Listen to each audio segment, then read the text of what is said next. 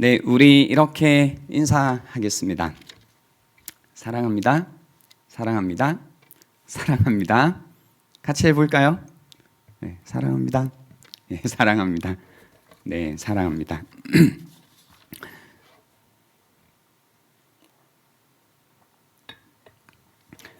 오늘 설교 제목은 최승자 시인의 30세라는 첫 구절입니다.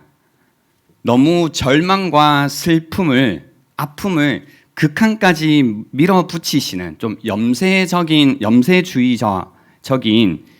분이다 보니까 이분의 시를 다 추천하는 건 아닌데요. 이 시만큼은 뭔가 우리에게 딱 와닿는 부분이 있습니다. 첫 구절이 이래요. 이렇게 살 수도 없고 이렇게 죽을 수도 없을 때 30살은 온다. 그죠? 이제 30살쯤 되신 분들은 뭔가 이 시의 첫 구절이 와닿지 않을까. 이렇게 살 수도 없고 이렇게 죽을 수도 없을 때 30살은 온다. 40도 왔다. 아무튼 이렇게 살 수도 없고 이렇게 죽을 수도 없다는 생각을 해보신 적이 있으신가요? 뭔가 제대로 내가 살아가고 있는지, 이렇게 계속 살아가면 되는지 답답해서 뜬 눈으로 밤을 지낸 날이 있으신가요? 아마도 있으시겠죠? 네. 오늘 예수님이 들려주시는 달란트 비유를 통해서 이 인생의 질문에 응답할 대답을 향해 저희가 조금 한 걸음을 내딛는 시간이 되면 좋겠습니다. 여러분, 달란트 비유는 익숙하시죠? 달란트 비유, 그죠?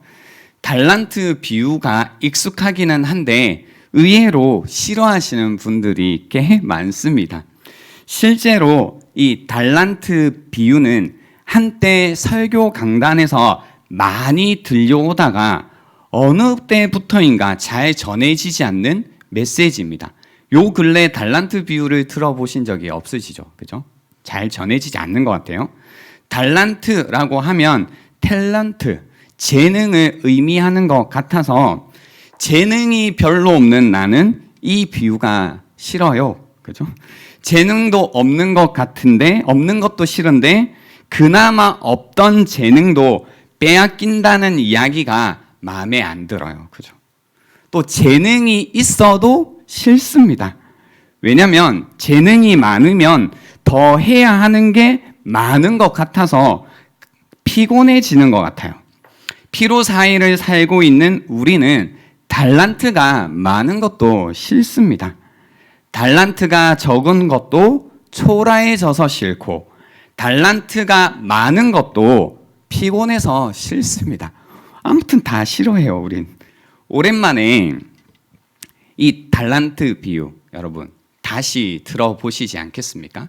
시대가 바뀌면 성경이 우리에게 전하는 그 메시지가 조금씩 달라지기는 합니다. 분명 초라해지지도 않을 거고 피곤해지지도 않을 겁니다. 다시 한번 귀담아 들어봤으면 좋겠습니다. 오늘 14절에 보시면요. 또 어떤 사람이 타국에 갈 때 그 종들을 불러 자기 소유를 맡김과 같으니 라는 말씀으로 시작했습니다. 그러니까 하나님 나라는 이와 같다라는 겁니다. 하나님 나라는 이와 같다. 뭐와 같냐면 멀리 여행을 갈 때 종들을 불러 자기의 소유를 맡기고 떠난 사람과 같다라는 겁니다. 그러니까 하나님 나라와 같은데 이 하나님 나라는 멀리 여행을 갈 때 종들을 불러 자기의 소유를 맡긴 떠난 사람과 같다라는 겁니다. 여기에서 우선 자기 소유를 맡긴 겁니다. 그러니까 달란트 비유에서 중요한 건 달란트는 누구 거예요? 주인 겁니다. 맞나요? 그렇기 때문에 달란트가 많다고 잘난 척할 것도 없고 없다고 못난 척할 것도 없습니다. 그러니까 우리 게 아니라는 게 분명하고요.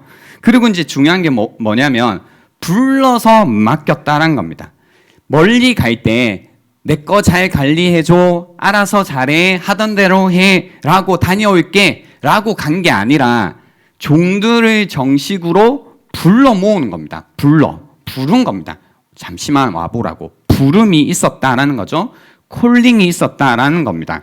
그리고 자신의 재산을, 주인의 재산을 뭐 하는 시간이 있었냐면 위임하는 시간이 있었습니다. 맡기는 시간이 있었다라는 겁니다. 콜링과 위임, 그죠? 부름과 위임, 결코 가벼운 단어들이 아닙니다. 그러니까 일단 이 달란트 비유를 우리가 들을 때 자기의 소유를 맡겼구나, 주인이. 그리고 이것이 부름과 위임이라는 굉장히 무게감이 있는 이야기구나로 받아들이셔야 됩니다. 저희가 매년 1월이 되면요, 목자 세족식을 갖습니다. 목자 세족식에서 뭐 하냐면요, 이걸 해요. 부르고, 목자들을 부르고 목자에게 위임하는 시간을 갖습니다. 1년 동안 돌봐야 되는 하나님께서 하나님의 양들을 위임하는 시간을 갖는데요. 그 시간이 되면 이 무게감이 달라요. 그 세족식을 하고 목장을 맡기는, 영혼들을 맡기는 이 시간이 굉장히 공기가 무거운, 그러니까 뭔가 굉장히 진중한 시간이란 겁니다. 그렇게 지금 주인이 먼 곳을 가기 전에 종들을 불러 위임했다는 겁니다. 그래서 하나님 나라는 부름과 위임이라는 겁니다. 하나님의 나라가, 그죠, 우리에게 맡겨졌다는 겁니다. 굉장히 이것만 해도 무게감이 있는 얘기죠. 가벼운 게 아닙니다. 어떻게 맡겨졌냐면요, 각각 그 재능대로 맡겨졌다라는 거죠. 그러니까 하나님은 그냥 맡기시는 것이 아니라 능력에 따라 맡기셨다라는 거죠. 능력에 따라. 근데 사실 능력보다 더 많이 맡기신 것 같다라는 느낌은 있는데요. 왜냐하면 한 달란트만 해도 일꾼의 15년 품삯입니다. 그러니까 여러분의 연봉이 1,000만 원이라면 1억 5천이 될 거고요. 연봉이 1억이라면 15억이 되는 한 달란트가요, 정도를 맡겼다라는 이야기입니다. 무슨 얘기인지 아시겠죠? 그러니까 많은 돈을 맡기셨는데요. 근데 우리는 이 달란트 비유에서 여기에서 잘 못 넘어가죠. 그러니까 각각 그 재능대로, 능력대로 맡겼다고 할 때, 그럼 나는 능력이 없어서 이 정도밖에 막 하면서 뭔가 하나님이 불공평하다라는 마음 때문에 달란트 비유가 전하고자 했던 메시지는 놓칠 때가 많이 있습니다. 왜 공평하게 주지 않지? 왜 하나님이 차별해? 이런 얘기를 하는데요. 다 똑같이 주지 않은 것이 하나님이 불공평하신 게 아닙니다. 왜냐면요, 생각해 보세요. 이제 직장 좀 다녀봤잖아요. 뭐가 제일 공평해요? 능력에 맞게 책임을 주는 것이 가장 공평합니다. 맞나요?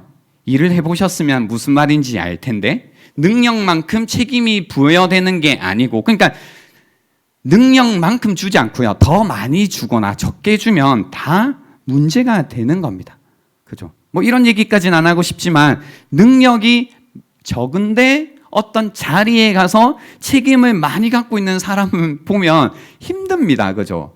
공평하게 한 거야 라고 하지만 그건 공평한 게 아닌 것 같아 라는 마음이 드는 거죠. 그래서 능력에 따라 주어졌다는 건 굉장히 공평하다라고 말씀을 드리고 싶고요. 그래서 달란트는 제가 이야기 중에 밝혔지만 재능으로 보기보다는 책임으로 봐야 되는 겁니다. 달란트라는 것을 나의 어떤 능력, 나의 어떤 재능으로 보기보다는 책임으로 보는 것이 더 좋습니다. 그래서 5 달란트를 받은 사람은 곧바로 나가 맡겨진 달란트로 장사를 해서 5 달란트를 더 남깁니다. 2 달란트 받은 사람도 마찬가지입니다. 그 재능대로 부여된 책임에 맞게 자신의 책임을 다하는 삶을 사는 겁니다. 그죠? 그래서 16절에 보시면 5 달란트 받은 자는 바로 가서, 그죠? 지체하지 않습니다. 바로 가서 그것으로 장사하여 또 5 달란트를 남기고, 2 달란트 받은 자도 그같이 하여 또 2 달란트를 남겼으되라는 거죠. 여러분 이제 성경을 좀 읽어보셨으면 알겠지만 이렇게 뭔가 잘하는 거는 우리 이야기 아닙니다. 그죠? 잘했구나. 이제 박수 쳐주고 5달란트, 2달란트 반 잘했다. 이렇게 했었어야 되는데 이건 우리의 이야기다 아니다? 아니다. 우리는 이러지 못한다. 그래서 사실 이 비유의 주인공은 누구일까요? 누구일까요? 1달란트 받은 사람이겠죠. 그래서 이 비유의 초점은 1달란트를 받은 사람에게 있습니다. 본문이 우리에게 가르치고자 하는 것은 1달란트를 받은 자의 내용을 우리가 살펴볼 때 들을 수 있습니다. 어떻게 해서 5달란트, 2달란트 받은 사람은 다 남겼는데 1달란트 받은 사람은 남기지 못했는가를 우리가 봐야 된다는 겁니다. 그것이 정작 예수님이 우리에게 전하고 싶었던 메시지라는 거죠. 그래서 나는 왜 아무것도 남기지 못하고 이렇게 살 수도 없고 이렇게 죽을 수도 없는 인생을 살고 있을까에 대한 답을 여기에서 찾을 수 있겠다 싶습니다. 한번 볼게요. 18절 1달란트 받은 자는 가서 땅을 파고 그 주인의 돈을 감추어 두었더니 좀 다른 행동을 합니다. 다른 사람들은 가서 그것으로 장사를 했는데요. 1달란트 받은 사람은 가서 이제 이 원어를 연구해 보니까요. 5달란트, 2달란트 받은 사람이 같다라는 단어와 이 1달란트 받은 사람이 같다라는 단어는 다른 단어를 썼더라고요. 재밌죠? 그래서 여기에서 간다라는 것은 그러니까 5달란트, 2달란트 받은 사람들이 같다라는 건 뭔가 간다, 여행을 한다, 산다, 걸어간다라는 의미가 있고요. 여기 1달란트 받은 사람이 같다라고 할 때는 떠났다라는 의미를 가지고 있습니다. 그래서 떠났다, 그죠? 떠나서 땅을 파고 거기에 주인의 돈을 숨겼다라는 거죠. 달란트, 나에게 맡겨진 하나님의 나라인데 맡겨진 하나님의 나라가 어떻게 된 거예요? 숨겨졌죠. 그죠? 재능대로 맡겼지만 많든 적든 아무튼 재능대로 맡겼지만 아무것도 하지 않았다라는 겁니다. 여기에서 이제 제가 달란트 비유를 보면서 요걸 우리가 진짜 들어야겠다 한 메시지가 나오는데요. 과연 무엇이 5달란트, 2달란트 받은 사람과 1달란트 받은 사람을 다르게 했을까? 무슨 차이가 있었을까? 과연 어떤 차이가 있었기에 단순히 5달란트, 2달란트, 1달란트 사실 1달란트하고 2달란트가 좀 비슷한 것 같고 그죠? 2달란트, 5달란트 오히려 차이가 좀 나는데 근데 뭐가 다른 걸까? 받은 양의 차이일까? 능력의 차이일까? 근데 그건 좀 아닌 것 같다는 거죠. 어떤 차이가 이렇게 다른 결과를 만들었을까? 이게 궁금한 겁니다. 그죠? 뭐가 달랐던 걸까? 그래서 이 1달란트 받은 사람이 주인에게 했던 말을 꼼꼼히 따져보면 답을 좀 찾을 수 있는 것 같은데요. 24절 한번 보세요. 1달란트 받았던 자는 와서 이르되 주인이여 당신은 굳은 사람이라 엄한 사람이라는 거죠. 심지 않은 데서 거두고 해치지 않은 데서 모으는 줄을 내가 알았으므로 그러니까 무언가를 심지도 않고 거두려고 하고 씨를 뭔가 이렇게 흐트러 놓지도 않고 모으려고 한다는 뜻입니다. 내가 알았으므로 두려워하여 나가서 당신의 달란트를 땅에 감추어 두었나이다. 보소서 당신의 것을 가지셨나이다 라고 이야기한 거예요. 그러니까 왜 자기가 이렇게 했는지 왜 떠나서 땅을 파고 숨겨두었는지에 대한 이유를 지금 설명해 주고 있습니다. 여러분 이 이야기를 들을 때 뭐가 차이가 났는지 좀 아실 것 같아요? 뭐 때문에 이 사람이 가서 땅에 숨겨두었는지? 왜 하나님의 나라를 숨겨두었을까요? 왜 맡겨졌는데 굉장히 그러니까 뭔가 미션이 없었던 게 아니겠죠? 불렀고 위임을 했다라는 거예요. 그냥 숨겨놔도 돼 이 정도가 아니라는 거죠. 하려면 하고 말라면 이 정도의 느낌이 아니라고 했습니다. 위임했다고요. 그런데도 불구하고 왜 이 사람은 1달란트 받은 사람은 이걸 그냥 묻어두었을까? 뭘까? 왜 그랬을까? 라고 할 때요, 이겁니다. 주인에 대한 인식입니다. 주인에 대한 인식. 하나님 나라라고 할 때 이 하나님에 대한 인식이 되겠죠. 주인에 대해 생각하는 방식이, 그죠? 당신은 굳은 사람이라, 당신은 엄한 사람이라. 그렇기 때문에 그 마음속에 두려움이 야기되어 주인이 맡긴 일을 하지 않고 감추어 두었다라는 겁니다. 주인에 대한 잘못된 인식이 소외, 불신, 두려움, 그리고 게으름을 낳았다라는 겁니다. 그래서 중요한 게 뭐냐면요, 인식이 태도를 결정합니다. 하나님에 대한 인식이 내 삶에 대한 태도를 결정한다라는 겁니다. 인식이 태도를 결정합니다. 내가 하나님을 어떻게 인식하고 있냐에 따라서 내가 살아가는 삶의 태도가 결정된다라는 겁니다. 사람 관계에서도 마찬가지입니다. 내가 어떤 사람을 어떻게 인식하고 있냐에 따라 나의 태도가 달라집니다. 여러분의 아버지를 어떻게 인식하시냐에 따라 아버지가 여러분에게 맡기는 일에 대한 태도가 달라집니다. 그죠? 엄마에 대한 인식이 어떠냐에 따라 엄마가 맡기는 일에 대한 나의 태도가 달라지는 겁니다. 인식에 따라 태도가 달라집니다. 그래서 그런 질문이 우리에게 들어오는 거죠. 인식에 대해 따라 태도가 달라져? 그럼 주인에 대해 나는 어떻게 생각하고 있지? 우리 신앙적으로 좀 적용해 볼까요? 하나님은 어떤 분이시지? 교회는 어떤 곳이지? 이런 인식에 따라 우리의 태도가 달라진다는 겁니다. 제가 이제 청년 사역을 꽤 오랫동안 해오는데요. 이 청년들의 고민들이 많이 있잖아요. 그리고 이제 그런 경험들도 꽤 많습니다. 이 하나님에 대한 어떤 인식이 왜곡되어져 있거나, 왜 인식이 왜곡되냐면 교회 안에서 내가 그 신앙생활을 하다가 왜곡되는 경우들이 많이 있어요.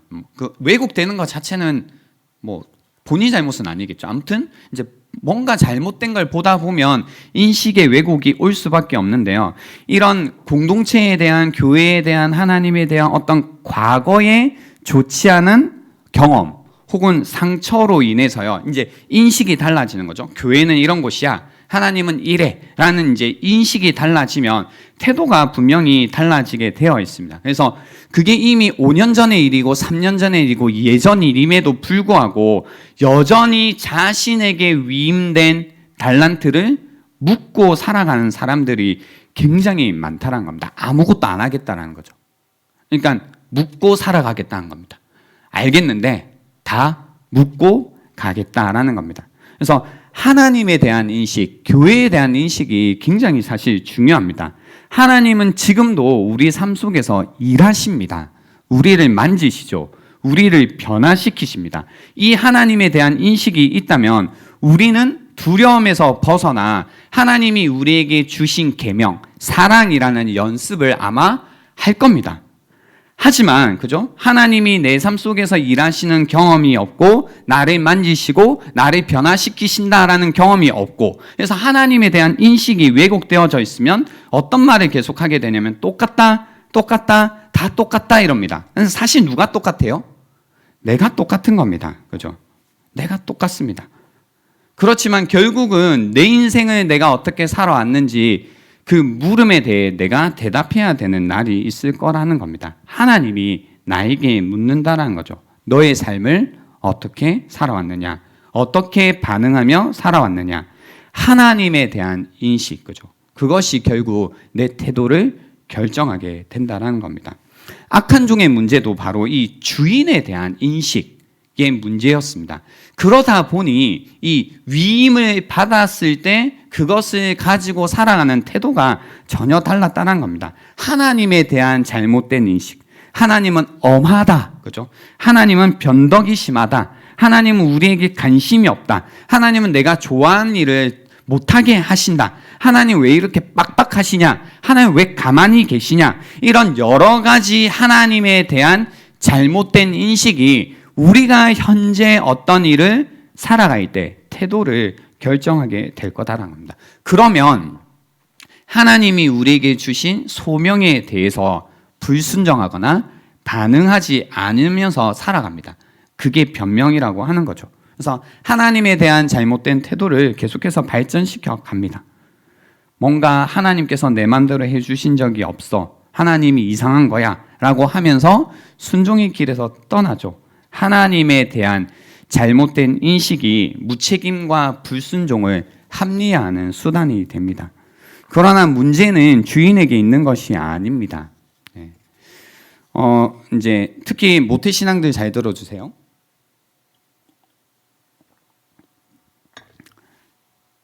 여러분이 이제 많이 좋아졌지만 하나님을 향해 실망했다고 할 때 대부분 말하는 그 실망의 이유는 여러분에게 있죠. 왜 여러분에게 있냐면 여러분 나름대로의 시간표와 시나리오가 문제거든요.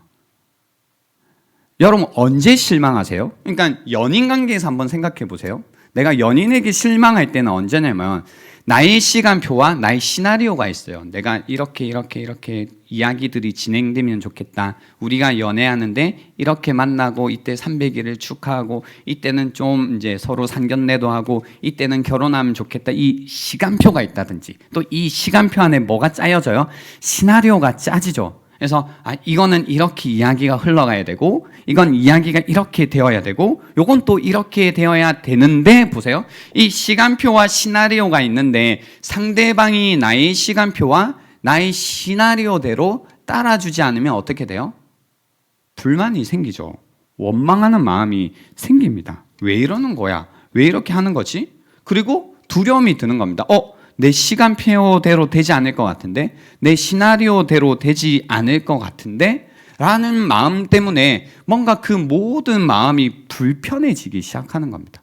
나는 이렇게 되길 원했는데 이 사람이 이렇게 해주지 않는구나 하면서 나를 뭐 사랑하지 않는다느니 아니면 나와 같은 길을 갈 생각이 없다느니 나하고 나의 그러니까 마음이 다 이런 쪽으로 이제 가는 거죠. 불평불만 가운데 있는 겁니다. 사실 문제는 뭐냐면 나에게 너무 집중하고 있는 것이 문제죠. 그래서 나의 시간표, 나의 시나리오대로 되어야 된다라는 것이 사실은 문제입니다.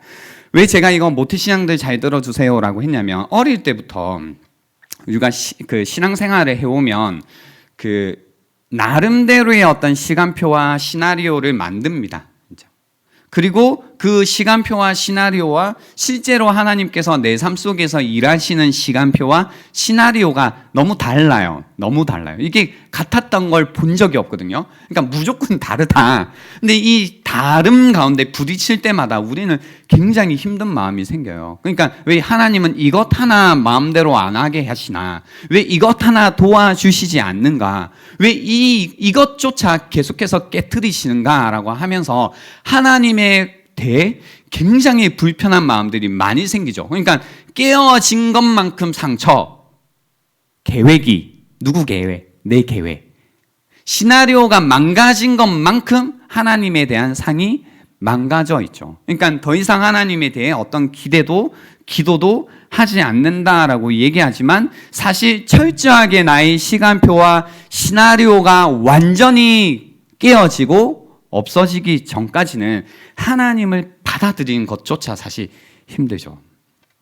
사실 우리는 하나님의 시간표와 하나님의 시나리오대로 살아가기 시작할 때 사실 새로운 삶이 시작되는 거거든요. 근데 이게 힘들어요, 여러분. 말은 이렇게 하지만 굉장히 힘든 겁니다. 우리는 자기 중심성 안에서 이제 힘들어 하잖아요. 그러니까 자신에게 집중하고 있잖아요. 그래서 나의 어떤 깨어진 시간표와 시나리오 속에서 그 안에 이 슬픔과 비극에 사로잡혀 하나님의 여전한 사랑과 돌보심을 보지 못합니다. 대신 그냥 주인은 나쁜 사람이죠. 엄한 사람이죠. 힘든 사람이죠. 내 맘대로 안 되는 사람입니다. 그렇죠? 그러니까 하나님을 계속 엄하게 보는 겁니다. 그러니 어떻게 살아요? 그분이 나에게 맡기셨다는 소명이니 사명이니 다 땅에다가 묻고 살아가는 겁니다. 두려움 때문입니다. 주인에 대해서 오해했기 때문이라는 겁니다.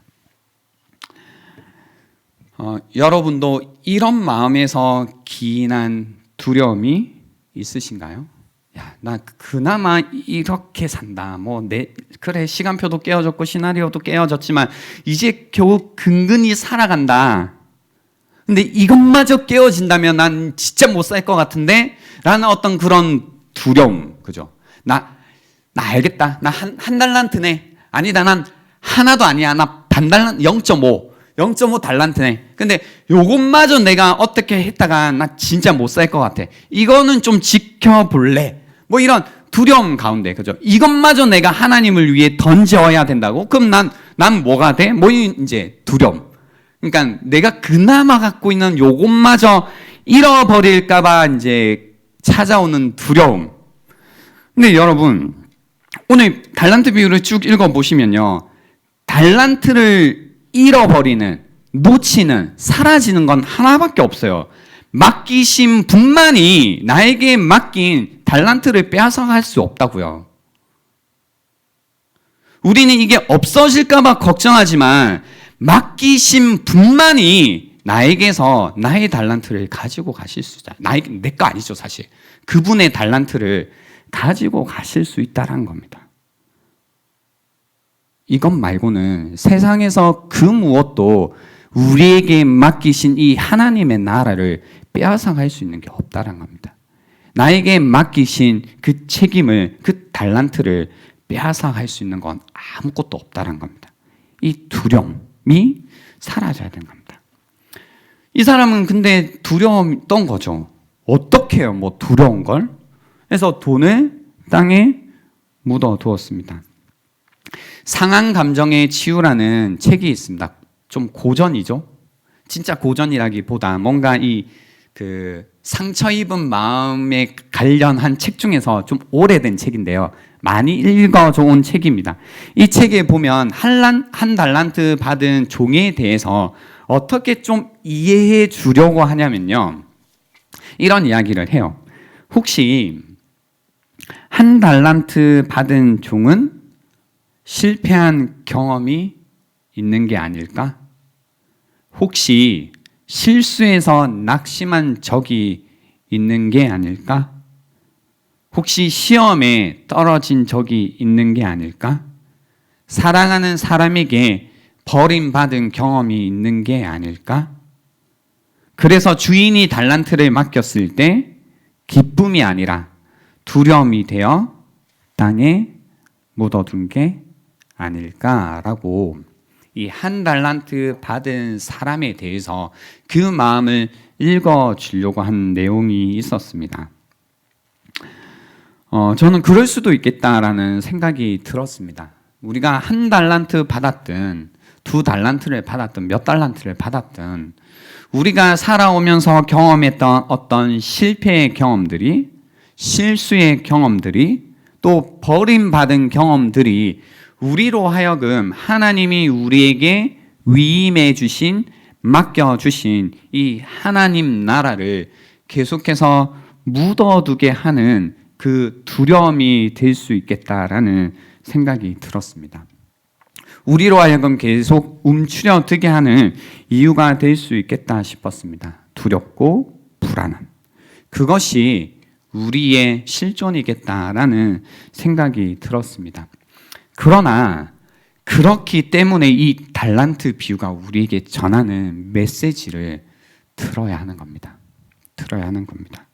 우리가 청년으로서 이 시대를 살아갈 때요, 우리에게 청년으로서 맡겨주신 소명, 맡겨주신 사명이라는 것이 있습니다. 그죠? 사명이 있죠. 하지만 두려워서 우리는 아무것도 하고 싶지 않습니다. 그러나 성경은 그것 자체가 악하고 게으르다라고 평가하는 겁니다. 두려워서 아무것도 하지 않는 사람, 두려워서 덮어두고 사는 사람, 실패하고 내가 부끄러운 일을 당할까봐 아무것도 하지 않는 삶을 향해 악하고 게으르다라고 평가하시는 겁니다. 그렇기 때문에 우리가요, 우리의 두려움 때문에 우리에게 맡겨주신 사명을 땅에 묻어두고 살지 않기 위해서는 그걸 맡겨주신 주인의 마음을 알아야 됩니다. 주인의 마음. 달란트를 맡긴 하나님의 마음, 그 주인의 마음을 아는 것이 중요합니다. 여러분 그거 아시죠? 떠나면서 5달란트 받는 사람 그리고 2달란트 받는 사람들이 그거 가지고 장사해버리잖아요. 근데 너희들 왜 내 돈 가지고 너희 마음대로 장사했니? 이런 얘기 안 했죠. 아, 돈을 남겼으니 잘했네 이런 얘기가 아니라는 거죠. 무언가를 했다라는 거죠. 그러니까 무슨 얘기냐면 위임할 때 그 돈을 어떻게 써도 되는 권한을 넘겨준 거죠. 그죠? 넘겨준 거죠. 그러니까 자신의 것인데 종들이 그것을 사용하여 살아갈 수 있도록 준 거라고요. 여러분 만약에 지금 통장에 얼마 있어요? 한 1,000만 원 있으세요? 1억 있으세요? 한 10억은 있으세요?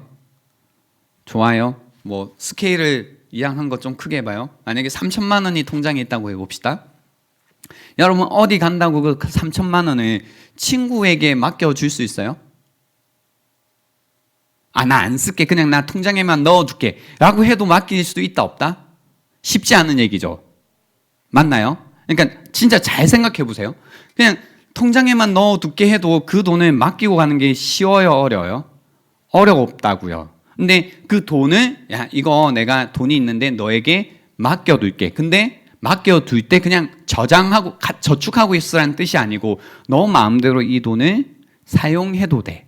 어떤 너에게 필요한 곳에 이걸 사용하면서 살아도 돼라고 돈에 대한 권한을 넘겨주는 거는 어떤 마음일까요? 이게 보통 마음이에요? 정말 어려운 마음이죠. 쉽지 않은 거죠. 그러니까 그 종들을 정말로 신뢰하고 사랑하는 마음이 없으면 절대로 할 수 없는 일이라는 겁니다. 우리는 달란트 받은 거 지금 시대에는 부담스러워하지만 그죠? 사실 이거 어마어마한 이미 사랑이고 신뢰의 행동이라는 겁니다. 그럴 이유가 없는 겁니다. 종들에게 굳이 맡길 이유가 없는 겁니다. 가지고 가도 돼요. 놔두고 가도 된다고요. 아니면 지금처럼 그냥 너희들 일만 잘하고 있어 해도 된다고요. 그런데 굳이 위임하고 갔다고요. 일단은 맡겼다고요. 1달란트 받은 종 그럴 수도 있겠다 싶었지만 능력이 적었지만 그래도 큰 돈을 맡겨줬다고요. 일단은 믿어줬다라는 겁니다. 주인의 마음이 무엇인지 알게 하기 위해서요. 하나님의 나라 귀하죠. 그 하나님의 나라가 얼마나 귀한지를 우리에게 주셨기 때문에 우리가 아는 거죠. 그 주님과 같은 마음을 품게 하기 위해서 그랬다라는 겁니다. 성경에는요 이런 이야기들이 사실 꽤 많습니다. 제가 예전에 했던 설교 중에 오병이어에 관한 설교가 있었습니다. 그때 제목이 뭐였는지 아무도 기억이 안 나겠지만 혼자 해볼게요. 그럴 마음이 있니? 였어요. 그런 마음이 있니? 왜냐면요 이 5,000명을 먹이는데 사실 2, 3만 명이 됐던 거죠. 근데 예수님께서 어떻게 하지? 라고 물어요. 어떻게 하지? 묻는데 제자들이 이제 굉장히 이성적으로 대답은 해요. 이 사람들 이렇게 다 먹이기에는 돈이 너무 많이 들고 또 어디 가서 구할 수도 없어요. 라고 이제 이야기하는데 그 오병이어의 핵심이 뭔지 아세요? 너희들 이 사람들을 먹이고 싶은 마음이 있니를 묻고 있어요. 너희에게 그 마음이 있으면 내가 그 마음을 통해서 역사하겠다라고 전하는 것이 오병이어예요. 아무것도 아니잖아요. 오병이어. 근데 그걸 통해서요. 그 마음을 통해서 하나님께서 초자연적인 역사를 이루시는 거죠. 5,000명을 먹이십니다. 동일해요. 지금 이 시대에요. 우리에게 묻고 계세요. 너희에게 그럴 마음이 있니? 너희에게 내 마음을 따라 살아갈 마음이 있니? 라고 물으시는 거예요. 1달란트든 2달란트든 5달란트든 사실 맡길 만한 능력이 안 되지만 그냥 내가 맡겨줄 테니 너희들에게 그럴 마음이 있니? 라고 묻는 겁니다. 우리에게 그 마음이 있다면 하나님께서 그 마음을 통해서 역사하신다라는 겁니다. 주님의 그 마음을 알고 있는가? 그래서요, 이제 우리는 두려워서 우리에게 맡겨주신 사명들, 하나님의 나라라는 걸 멀리 어디 파묻고 사는 인생이 아니라 이제는 그 나라에 뛰어드는 인생들이 되어야 됩니다. 더 이상 뒤로 물러나서 주님 언제 오실지 날짜 세고 앉아 있는 것이 아니라 그저 이제는 뛰어드는 인생들이 되어야 되는 겁니다. 이제는 충성해야 될 때가 됐다라는 겁니다. 우리에게 맡겨주신 그분의 마음을 알아 이제 우리도 세상 가운데 그분의 마음과 함께 뛰어들 때가 되었다라는 겁니다. 재밌는 게 뭔지 아세요, 여러분? 5달란트 받은 사람이 능력대로 주신 거였잖아요. 근데 장사해서 버니까 나중에 주인이 와서 어떻게 해주죠? 5달란트에 5달란트를 더해주고 또 한 달란트 가지고 와서 더해주죠. 맞나요? 그래서 몇 달란트가 됐어요? 어려우세요? 5 더하기 1은 11, 그죠? 그러니까 재밌지 않나요? 달란트가 늘어나요. 그러니까 하나님의 나라가 늘어나요. 하나님의 나라가 점점 더 풍성해져요. 하나님 나라를 품고 살아가는 사람의 삶이 점점 풍성해지는 거죠. 이게 하나님 나라의 법칙인데요. 그러니까 그런 겁니다. 그러니까 여러분 그거 잘못인 거예요. 뭐가 잘못이냐면 나에게 처음 맡긴 게 1달란트라고 해서 평생 1달란트로 사는 것 잘못이에요. 1달란트, 그 다음에 2달란트, 그 다음에 4달란트, 그 다음에 8달란트, 그 다음에 16달란트 어떻게 될까요? 계속 늘어나야 되겠죠. 배로 계속해서 늘어나는 것. 이것이 하나님 나라의 자라는 방식이고 그림이라는 겁니다. 제가 이 얘기를 왜 드리냐면요. 여러분의 어떤 삶을 쉽게 결론 짓지 마시고 그리고 하나님을 여러분 마음대로 제한하지 마시고 내 인생이 이것뿐이다라는 생각을 하지 말라는 것도 있지만 그겁니다. 내가 이제 정말로 그래 이런 어떤 메시지를 듣고 주님 말씀대로 살아봐야겠다. 하나님 나라에 뛰어들어야겠다. 하나님 나라의 백성답게 책임을 다하면서 살아야겠다 해서 뛰어들어요. 뛰어들면 이제 가까운 데서부터 할 거잖아요. 일단 뭐부터 할까요? 나부터 다루겠죠. 그러니까 나부터 막 다루어요. 혹은 이제 연인 관계에서 문제를 다뤄요. 하나님 나라라는 곳은 이랬지. 하나님의 다스림을 신뢰하고 내 중심성이 아니라 그 하나님 중심으로 어떤 걸 생각하고 판단하면서 하나의 어떤 관계라면 관계를 계속해서 잘 풀어가요. 그러다 보면 달란트가 2개가 되어져 있어요. 그 다음에 끝일까요? 아닐까요? 아니에요. 4달란트가 되어야 돼요. 뭐냐면 갑자기 하나님이 다른 달란트를 주시는 거죠. 다른 책임을 주시죠. 그동안 보이지 않았던 가족 간의 관계가 보이기 시작해요. 근데 갑자기 그런 생각이 드는 거지. 나는 또 이걸 해야 돼? 나 또 이렇게 살아야 돼? 근데 사실 그게 또가 아니죠. 더죠. 더. 또 같은 일을 반복하는 게 아니라 더라는 겁니다. 하나님의 나라가 자라고 있다라는 겁니다. 같은 일을 반복하는 게 아니라 자라고 있는 하나님의 나라를 경험하는 겁니다.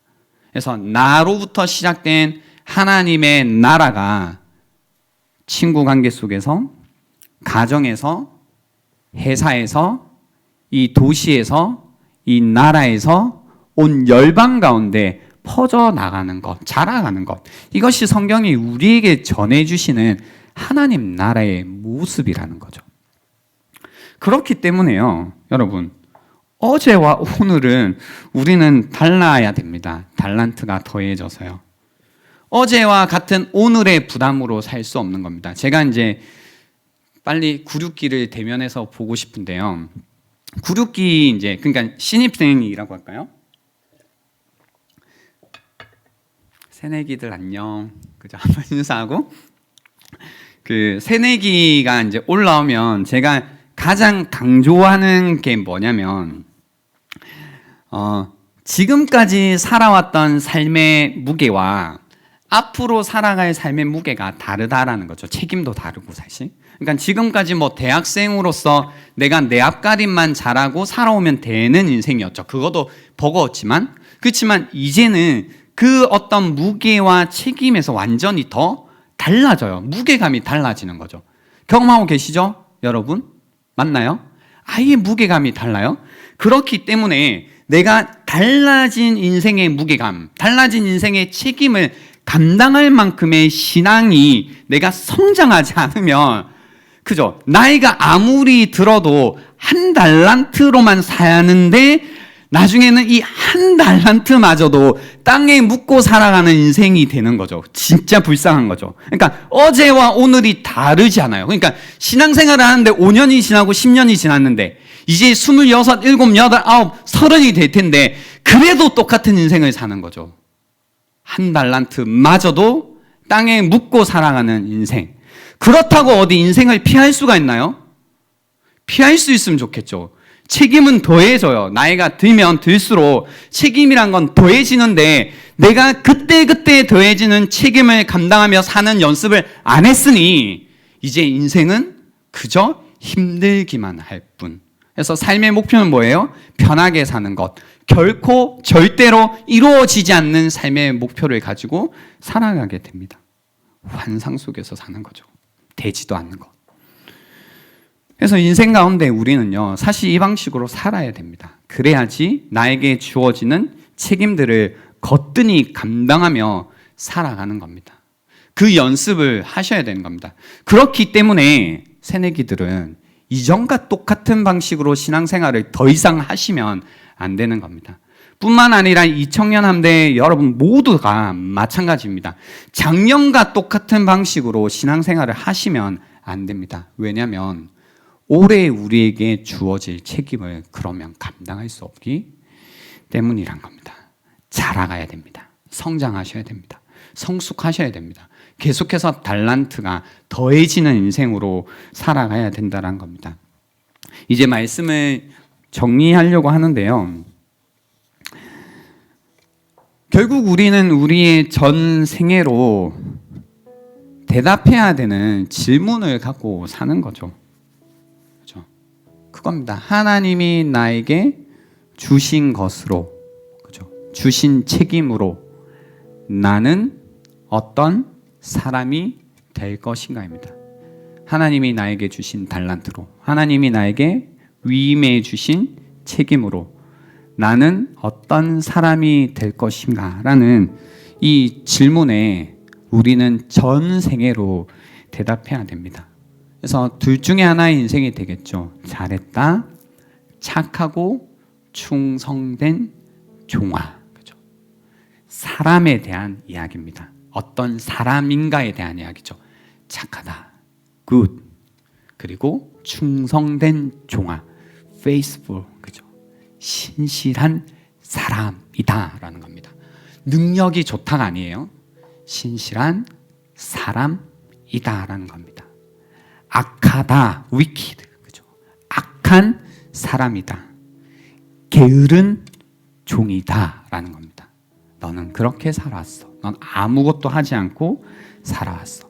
결국 우리는 우리에게 부여진 책임 가운데 어떤 사람이 될 것인가로 대답해야 될 거다라는 겁니다. 부르심에 우리에게 맡겨주신 사명에 신실하게 살아가야 된다는 겁니다.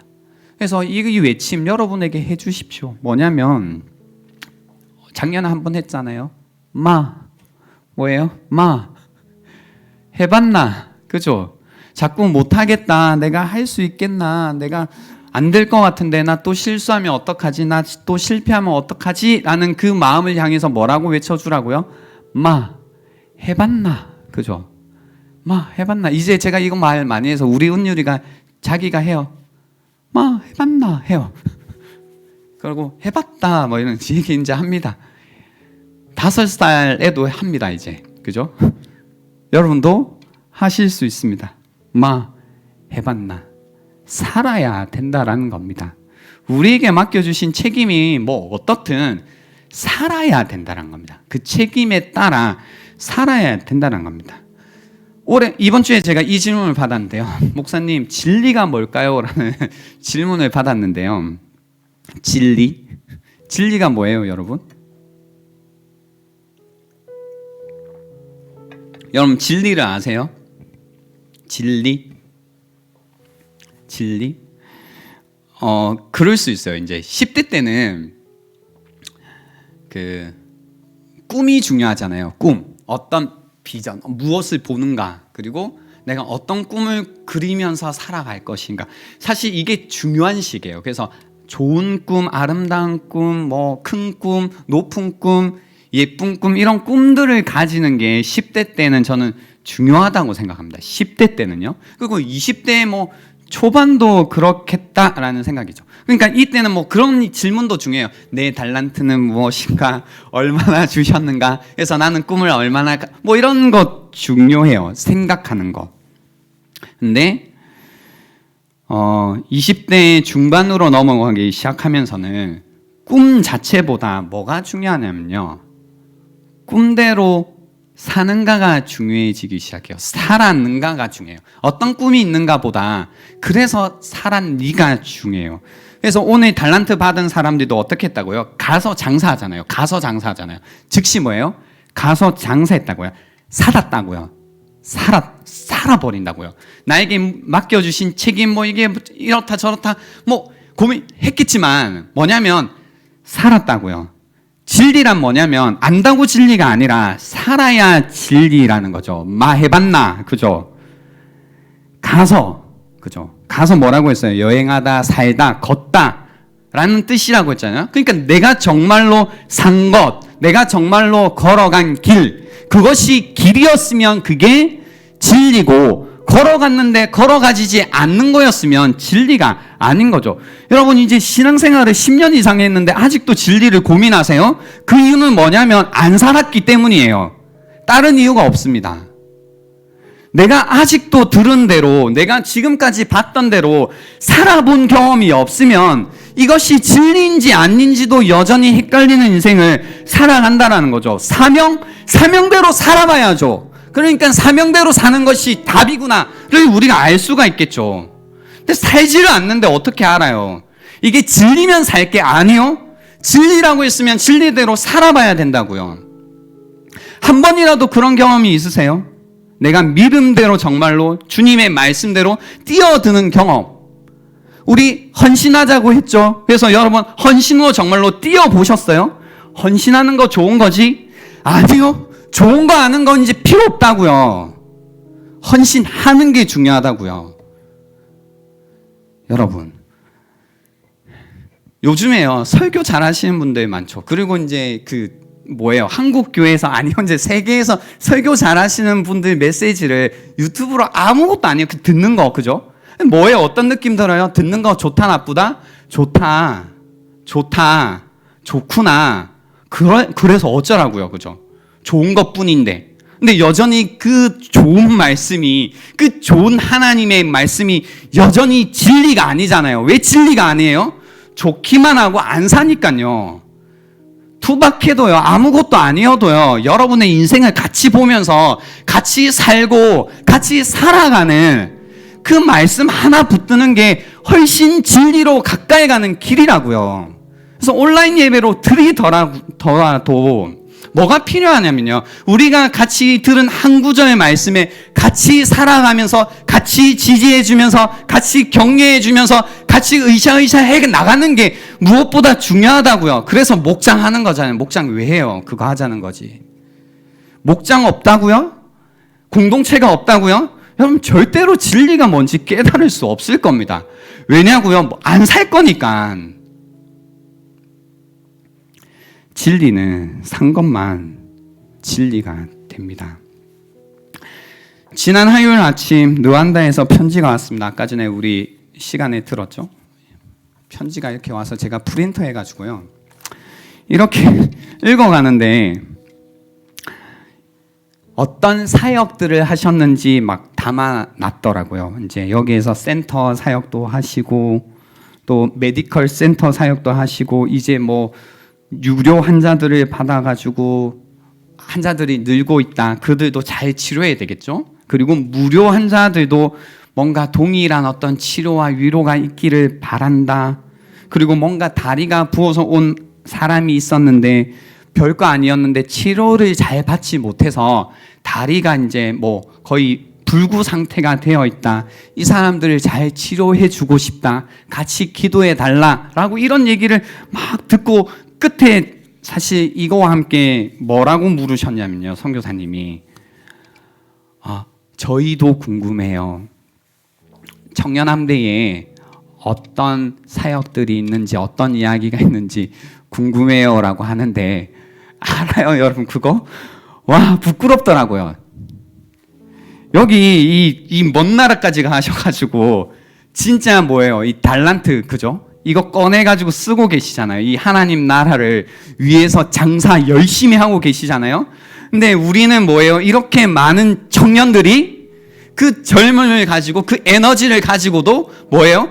다 묻어두고 이제 뭐 교회를 오니 많이 이런 얘기를 하고 있고 목장에 들어가야 됩니다 말아야 됩니다 이런 얘기를 하고 있는데 갑자기 부끄럽더라고요. 야 우리 얘기할 게 없네. 우리 뭔가 꺼내가지고 이 달란트를 이렇게 쓰고 있습니다. 그래서 우리에게 이런 이야기가 있고 이런 달란트들이 더해지고 있고 하나님 나라가 이렇게 잘하고 있습니다 라고 할 이야기가 있어야 되는데 이야기가 없더라고요. 무슨 얘기를 할 수 있어요, 여러분? 여러분 삶 속에 나눌 이야기가 있으신가요? 누군가가 여러분에게 여러분 어떻게 달란트를 지금 쓰고 계세요? 어떻게 장사하고 계세요? 어떻게 달란트가 늘어왔어요? 이건 물어봤을 때 여러분 하실 이야기가 있으신가요? 그리고 공동체적으로 이 청년함대는 이 이야기를 할 수 있나요, 우린? 아니 너무 부끄러워요, 이게 저는 딴 것보다. 우린 뭐 하고 있지? 우리 혹시 한 달란트 받았다고 삶이 힘들다고 무겁다고 괴롭다고 저 멀리 가서 땅에 묻어두고 모른 척하고 살고 있었나? 그리고 계속해서 이런저런 불평과 불만 가운데 왜 하나님 왜 이렇게 내 인생 만들었냐고 그런 한탄만 하고 있었나? 그렇다면 우리 이제 핑계대지 말고 우리에게 주신 달란트 우리를 부르셔서 우리를 믿고 우리를 사랑하셔서 우리에게 주신 그 달란트 갖고 살아가자. 그리고 이 메시지를 여러분과 나누고 싶었습니다. 두려움 가운데 일어나십시오. 슬픔 가운데 일어나십시오. 괴로운 마음 가운데 여러분 일어나십시오. 그리고 여러분이 살아가고 있는 이 시대의 사명을 감당하십시오. 여러분에게 그럴 마음만 있으면 하나님이 여러분에게 능력 주셔서 반드시 그 마음을 사용해 주실 거라는 겁니다.